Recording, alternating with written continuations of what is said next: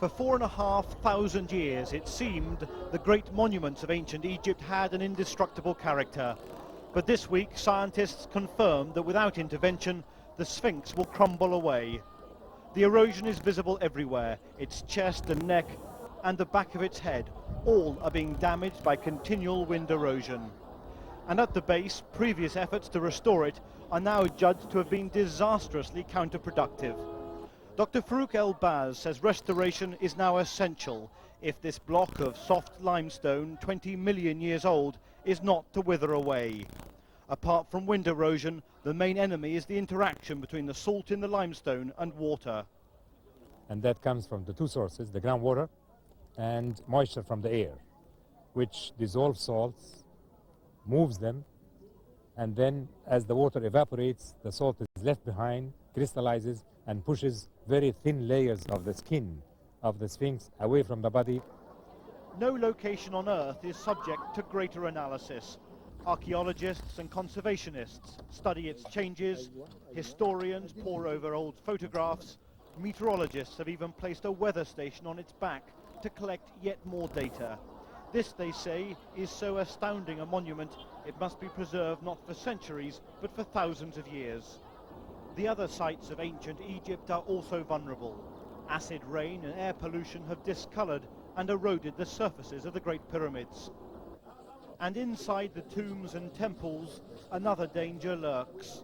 The breath and body heat of tourists has led to increasing humidity, degrading the ancient and delicate art.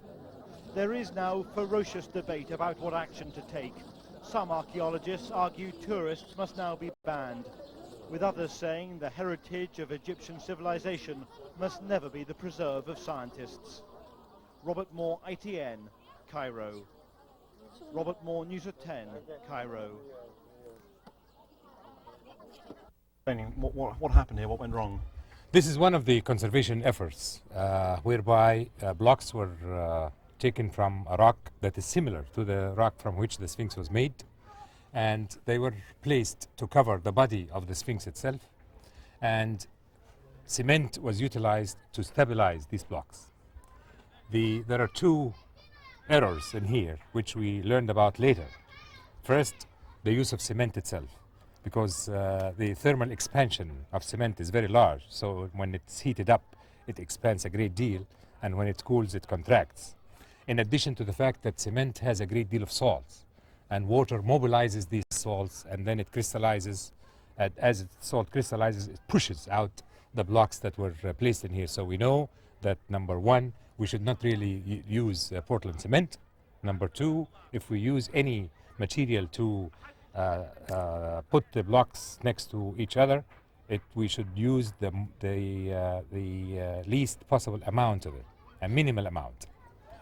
What happened in here is that as the salt crystallized and the gypsum expanded, then there was a great deal of separation between the blocks and each other. And actually we tried to talk about measurement schemes so that they bring in a piece of gypsum and see the rate of expansion. And this is one case where you can see very clearly that although this was a continuous piece, it was split by the action of the blocks away from the body of the Sphinx, from the expansion of the cement and the deposition of salt. So we know now that this type of method should not be applied again, because there will always be water in the vicinity of the Sphinx and from the body itself. That water might come from beneath the ground by capillary action from groundwater, or it can be water absorbed from the air. And in either case, the salt will be mobilized and redeposited at the edge of the structure. And the broader lesson is you've got to be extremely cautious, have you, in any conservation work you do? Absolutely, because we know that some of the things that we do might actually cause more harm than the original state. And the implications of that for today's thought, for today's research and action plan? Research and learning, first of all, learning from previous experiences, like in this case, and then utilizing the better rocks that have very little salt. And then if you use mortar to place the blocks next to each other, then you use the least possible amount, and also leach all the salts from the mortar before it is ever applied. And this is what is being done now. Excellent. Okay. So now you see this block right here, and this whole surface was covered by cement, and this is the leftover cement, and you can see there is a great deal of separation here between the cement and the original block. A great big air cavity that was caused by the thermal expansion of the cement and the deposition of salt on the outer layer of the body, pushing the rock back out.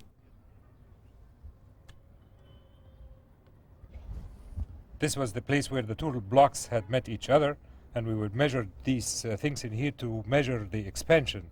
And you can see very clearly that this distance in here was caused by the expansion of the rock out from the expansion of the cement, as well as crystallization of the salt behind it in this cavity right here.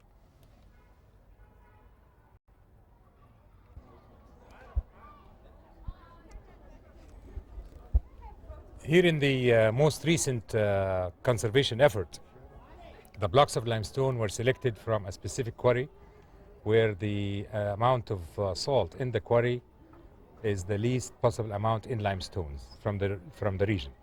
Therefore, it's something that the area would accept, and it has the least amounts of salt, so they do not mobilize the salt. And the pieces of rock, when they are put on top of one another, one is using the least possible amount of salt. You can see now the distance between one block and the other is no bigger than a pinpoint. And that is good because that uses very little mortar, because no matter what you do, trying to dissolve salt from the mortar, there will still be some amount in it. So we don't need to add more salt to the environment so that you don't have this expansion due to salt crystallization. And this type of restoration work is perceived as being very successful, is it? This one is very successful. This has started about 2 years ago, and there are not enormous problems, but I will show you also that salt remains to be concentrated around these edges, so we know that still salt is being mobilized and being deposited at the edges, right at the surface of the rock. So there is still some of it, which means that the problem will be with us. The salt is part of that natural environment. We're not going to rid ourselves of it. There will always be some of it. And therefore, if we find that some of these blocks had a little too much salt, then we should be able to have enough open mind to go back to this area and remove these blocks and say this was not a good selection, and we replace them. Is there a feeling amongst restorers that the more you reconstruct the walls and so on, eventually we're going to be left with a replica of the Sphinx rather than actually looking at the original sculpture itself? I don't really think so, because of the fact that the original sculpture itself had blocks of rock added to it from the ancient Egyptian time, from the time it was made. So the addition of a few blocks at the base is not really going to change the character of the sculpture at all, because the ancient Egyptians themselves did patch it up with blocks of rock. So you're restoring it in the same traditions as it's been restored throughout. In the same tradition, yeah, trying to not to add to the environment something that is spurious, because we don't know if the introduction of anything new, what kind of things might it result to. So we're really trying to say that use as much of the natural materials as you possibly can, use as much of the original rock that the ancient Egyptians used, use as much of the mortar in the way they would have used it, so that we can keep a semblance of the original shape and the original materials. Great, thank you very much. Good. Some of the new blocks, and the restorers of today, if they find an original rock that looks good and that it's serving a purpose, they just keep it and build around it. So this is part of one of the older rocks that have been placed around the body of the sculpture, and the restorer of today just builds around it rather than removing it and adding new blocks.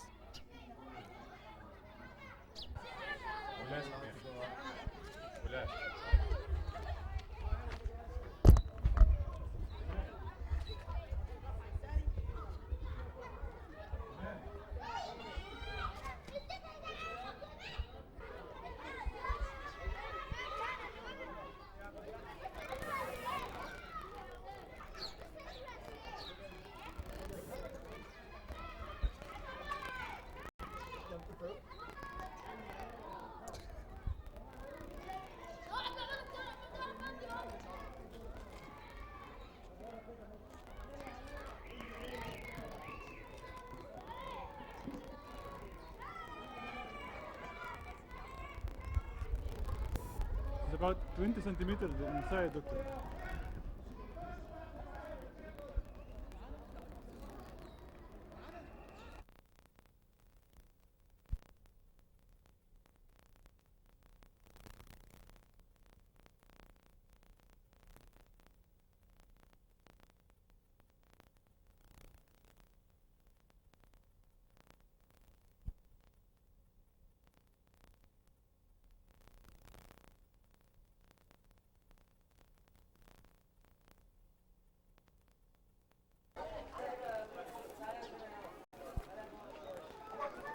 So you take the old rock right here and then you shape this styrofoam to that shape and make certain that you'll be able to remove this here and shape the blocks that would fit into these boundaries to the original shape.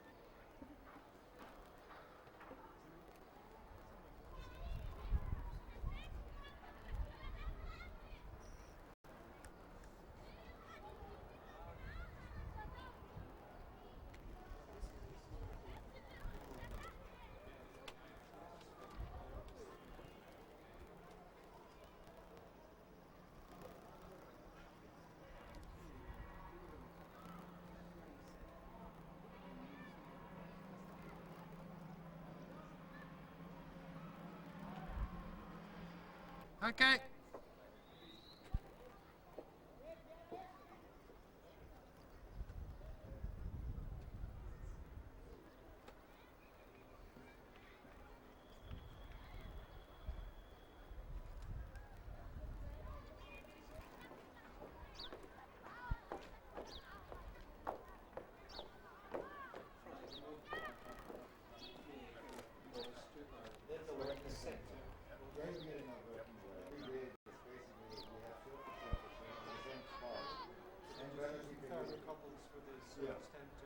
And then our H probes.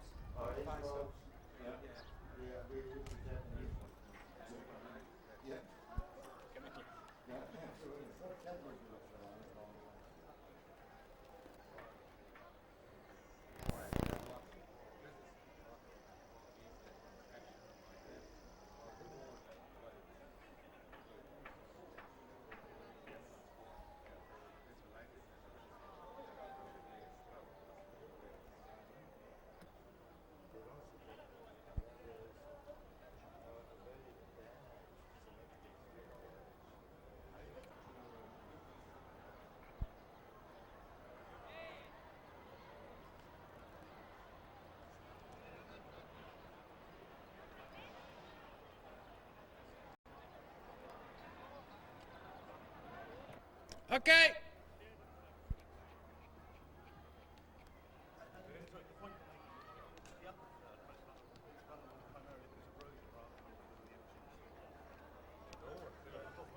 Upper two-thirds actually is the problem by the wind. It's not necessarily dust in the air, it's not necessarily sandblasting. It really is the wind vorticity. As the wind blows itself, it can actually dislodge rock one grain at a time. And we can see that all over the place, and you can actually stand next to it and see little pieces of that rock either flaking off or pulling away from it.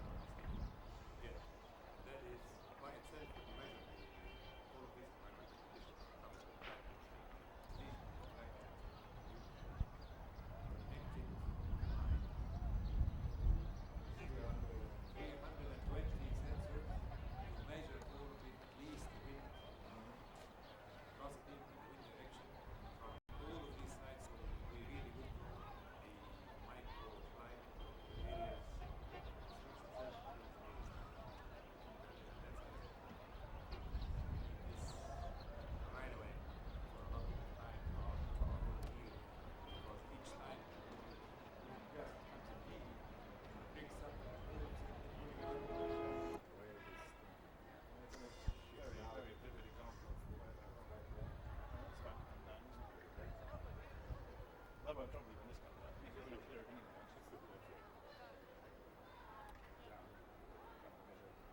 was very good because we wanted to make a difference between horizontal and vertical movement to get an idea of whether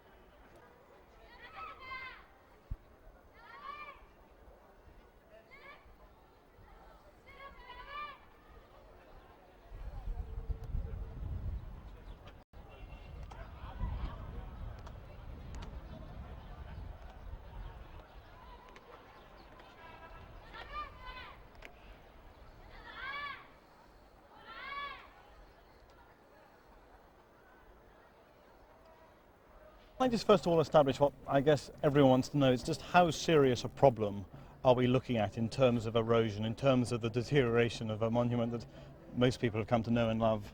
Well, when we are speaking about deterioration of something as interesting and as significant as the Sphinx, any deterioration is a severe problem. However, when we speak about the longevity of the Sphinx, then the deterioration is not really a severe, urgent problem, meaning that the Sphinx is not going to fall apart in tens of years. However, since we know that there is a disease inside the Sphinx and that the disease needs some medicine, and we believe that today there is some medicine that can be applied to the disease, then it is our responsibility to apply this medicine to protect the Sphinx from deterioration, or at least as much as possible. And how do you, in archaeological terms, in conservation terms, what is the medicine? As far as the Sphinx is concerned, the medicine in this particular case depends on the variety of the disease, because there are two different diseases as far as the Sphinx is concerned. First is the disease that is initiated by the mobilization of salt, and that comes from the two sources, the groundwater and moisture from the air, which dissolves salts, moves them, and then as the water evaporates, the salt is left behind, crystallizes, and pushes very thin layers of the skin of the Sphinx away from the body, and it falls off, and the skin gets thinner and thinner, meaning that the Sphinx is becoming smaller and smaller with time. That happens mostly at the base, where there is a great deal of condensation of moisture as well as evaporation of water from below. The other disease is the wind, the effect of the wind. As processes act upon the body of the Sphinx, and the wind comes and creates vortices, it loops around, and that vorticity, the movement of the wind and its looping, increases its velocity, and it begins to pluck grains off the body, one at a time, and that also adds to the degradation, meaning to the thinning of the body of the Sphinx. Now, in this particular case, you can't really use the retaining walls as we have in here, and there are other options. The most important option is the fact that you need something to protect the chest and the neck of the Sphinx, where the effects of the wind are the greatest, by protecting that piece from the wind itself. That could be done by either building up rocks from the base up until you protect all of the areas that need protection, or coat it with some material that would solidify the uppermost layer, or impregnate it with some material that will go in and consolidate the rock so it would not react to the wind as it used to before it was consolidated. Is it too harsh a judgment to say that the complete lack of consensus among scientists about what to do really is slightly paralyzing action? Right now, I could agree with you, except for the fact that we already have some steps have been taken to test some of these chemicals, and we need a few more questions to be answered as to the relationship or the interaction between water and salts and water vapor and so on with the proposed medicine. And we only need time to make additional investigations so that when we apply something, at least we would know that it will not introduce into the environment of the Sphinx something that is even more dangerous than the wind itself. I mean, that's the fear that restoration and conservation would actually be counterproductive. That's correct, and all of the studies are really directed towards that specific point. We know that the proposals sound reasonable if they do not react with the environment, or if they do not react with the Sphinx itself. But if they do, perhaps that reaction will be more dangerous than the effect of the wind on the Sphinx. That's why we have to be exceedingly careful on what is it that we propose as a remedy for the sickness of the Sphinx. Is there perhaps also a more fundamental, even, I suppose, philosophical conflict between what you want as a geologist and as an archaeologist and what is required in terms of the demands and commercial demands of tourism and so on? I mean, is there a problem here, a fundamental conflict of interests? I don't really see this as a fundamental conflict of interests. We have several discussions already occurring between scientists and geologists and the conservators, as well as architects and artists. Some of the artists and architects say you don't need to build anything in front of the Sphinx. You shouldn't hide its body with anything at all. So there is even argument within the different disciplines. But as far as the tourists are concerned, there has to be a balance. We should not let the tourist operations take over no matter what happens to the artifacts. And we cannot claim that the Sphinx belongs to the scientists and let no one come and enjoy it. This is something that is part of the heritage of mankind, and people should be allowed to enjoy it. Perhaps not come very close to it if they are going to affect it badly. So we can reach a balance between the uses of tourism as well as the requirements of science. Do you have yourself some sympathy with the claims perhaps of the Puritan artists who say that we really need to be looking at something which, if it's eroded, well, so what? It's at least original ancient Egyptian art. We should be looking at that rather than reconstructing it. Do you have some sympathy with that argument? In many ways I do, because of the fact that in nature, I personally have seen in the Egyptian desert many forms, landforms, natural landforms that look like the Sphinx. And they are magnificent and very beautiful, aerodynamically shaped. And these things, when I see them, I am very pleased by looking at them and making the correlation between these landforms and the aerodynamic shape of the Sphinx. But in the meantime, if I know that the Sphinx is not going to last if it is allowed to be exposed to the natural environment for as long as it has already lasted, and there is a way for us to protect it such that it would last for an additional 4,500 years, I think it is better to intervene on its behalf, fix the problem, and allow many more people to enjoy it in the future. It's said to be, what, 4,600 years old, around that. Would you say it's midway through its life?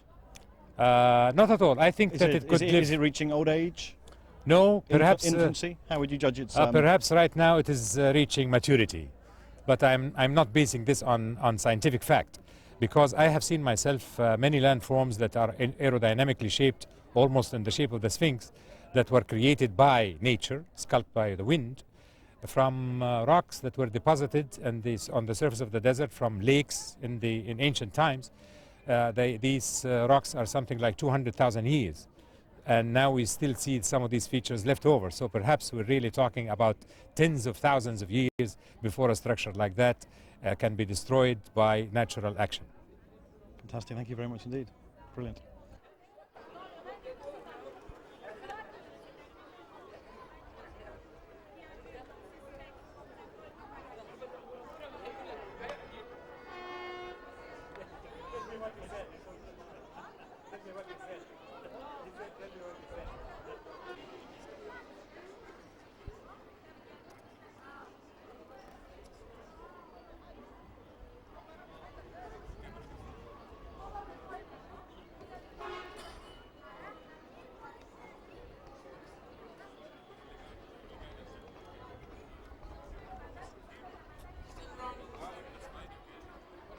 We need someone to sort of say we can do it.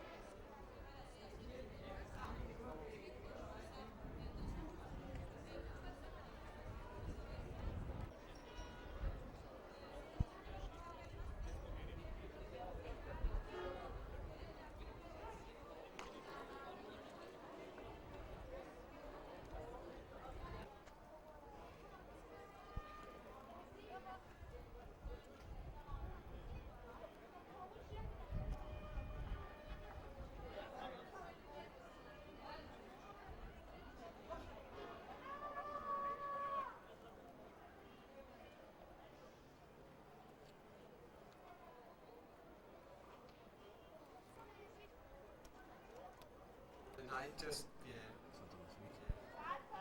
Adding some, yeah.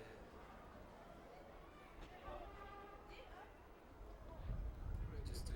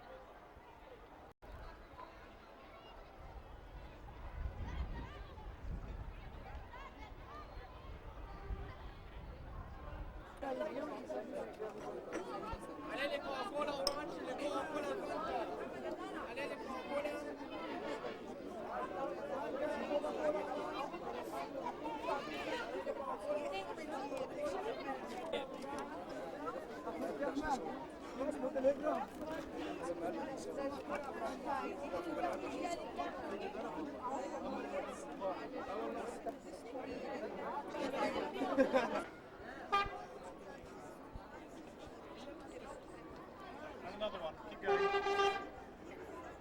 one coming.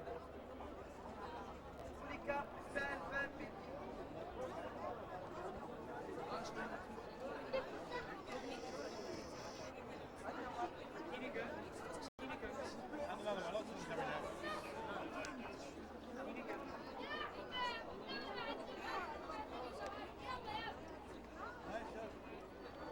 Does that work or not? Good shots of the buses. There's another big one coming, double decker in a moment. Are you pulling out anything in there or what?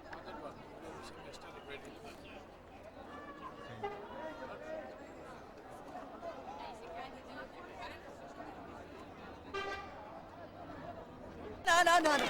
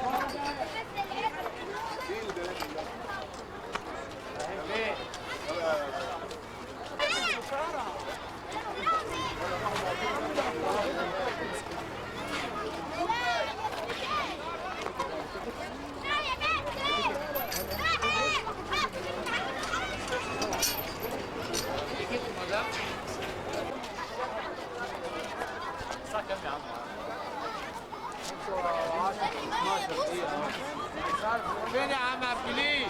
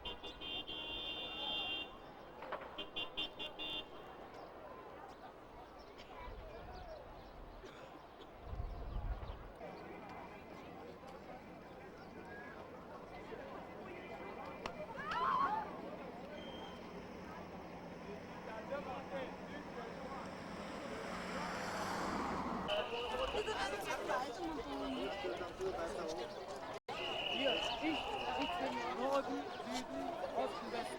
Dann schaut die Pyramide so. What you can take a camera? No, No, I have that's- permission. I have permission. Not, I have permission. not Yes, I have permission. please be seen. No, but no, but take a second. No. Please be seen. He says we need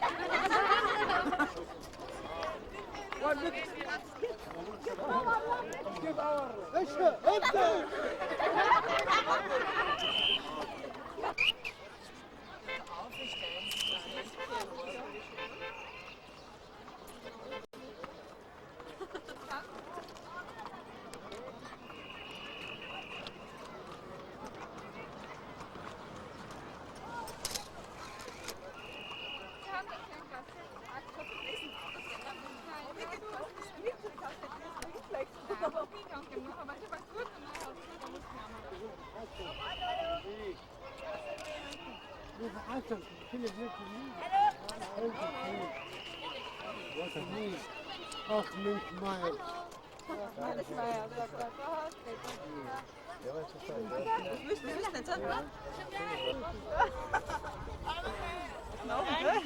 Okay, das ist kleine München. Aber ich habe keine München, leider. Ich habe auch keine. Alle Scheiße. Ja. Gut?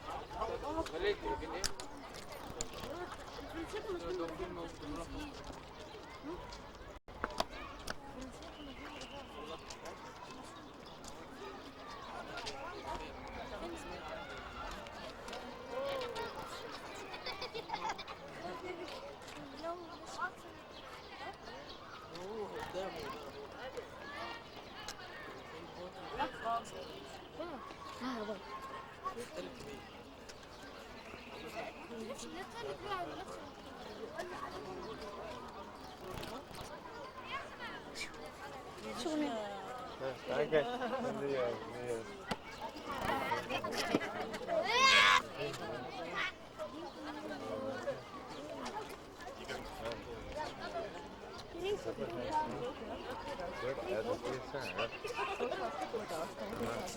Hallo. Hallo.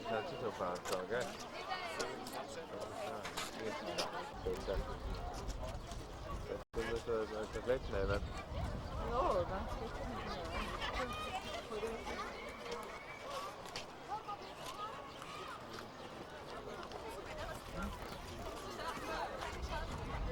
Ja.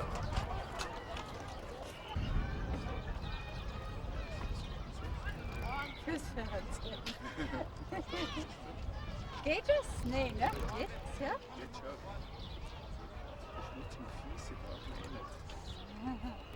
Ah. Danke.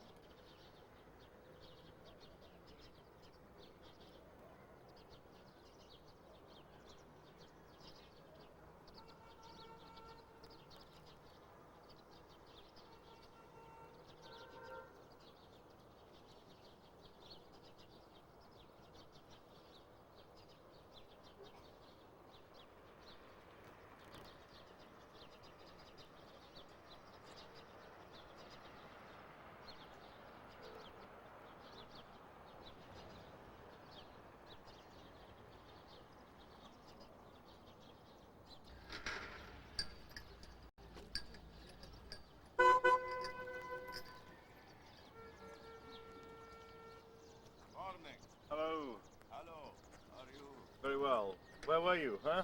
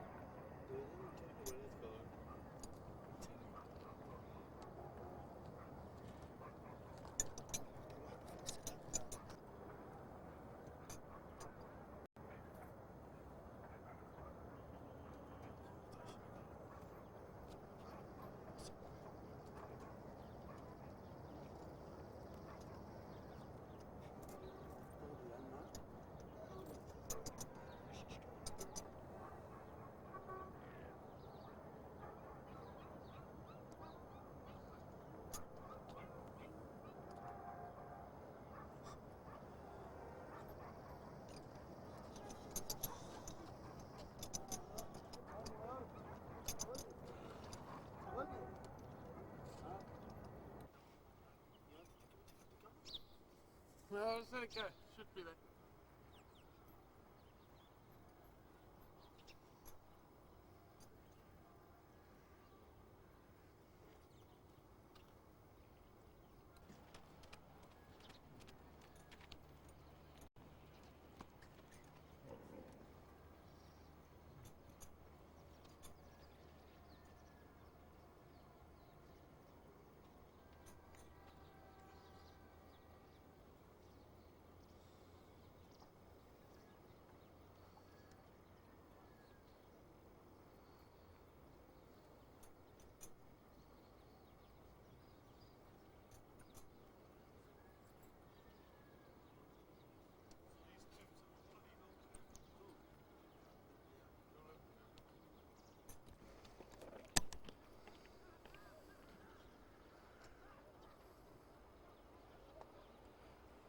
Aye.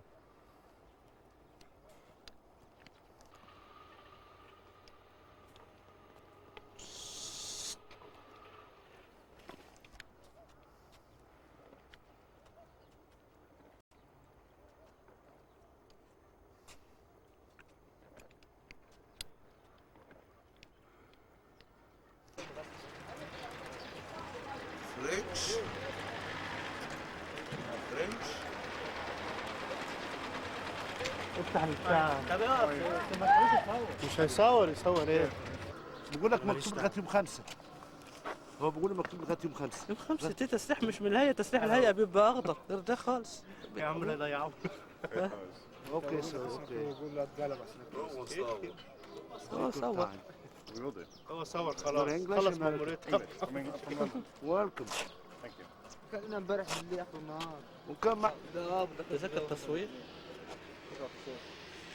The boy, he asked you, you have 3 tickets in the morning from this side, the on side, this photo. نمروا معي. نمشي عشان دول يشتغل.